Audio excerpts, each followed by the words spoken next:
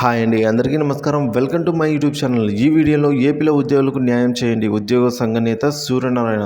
So ఆ వివరాలే ఈ వీడియోలో తెలుసుకుందాం. వీడియో అయితే ఎక్కడ స్కిప్ చేయకుండా ఎండ్ వరకు చూడడం ద్వారా ఇన్ఫర్మేషన్ అది పూర్తిగా అర్థమవుతుంది. అలాగే వీడియో నచ్చినట్లయితే ఒక లైక్ చేయండి. ఇంకా సబ్స్క్రైబ్ అవ్వనట్లయితే మన ఛానల్ సబ్స్క్రైబ్ చేసుకోవడం ద్వారా నేను చేసే లేటెస్ట్ న్యూస్ మీ వరకు అయితే రీచ్ అవుతుంది. ఇక వివరాలకైతే వెళ్ళిపోదాం.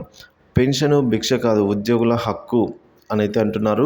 పెన్షన్ పొందడం ఉద్యోగుల హక్కు అని, ప్రభుత్వం ఇచ్చే భిక్ష కాదని ఉద్యోగ ఉపాధ్యాయుల కార్మిక పెన్షనర్ల సంఘ ఐక్యవేదిక చైర్మన్ కేఆర్ సూర్యనారాయణ అయితే పేర్కొన్నారండి.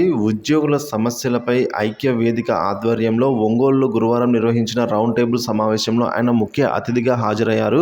సో ఈ సందర్భంగా ఆయన ప్రసంగిస్తూ ఉద్యోగుల ప్రయోజనాలు కాపాడటమే లక్ష్యంగా ప్రభుత్వాలను ప్రశ్నిస్తూనే ఉంటాము అని అన్నారు.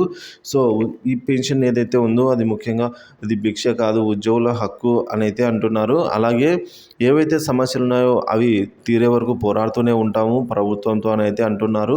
అలాగే ఉద్యోగుల సమస్యలు కానీ, పెన్షన్ల సమస్యలు కానీ తీర్చని ఏ ప్రభుత్వం నిలబడలేదు. సో నిలబడదు, అధికారంలోకి రాదన్నట్టుగా ఆయన ప్రసంగించారు.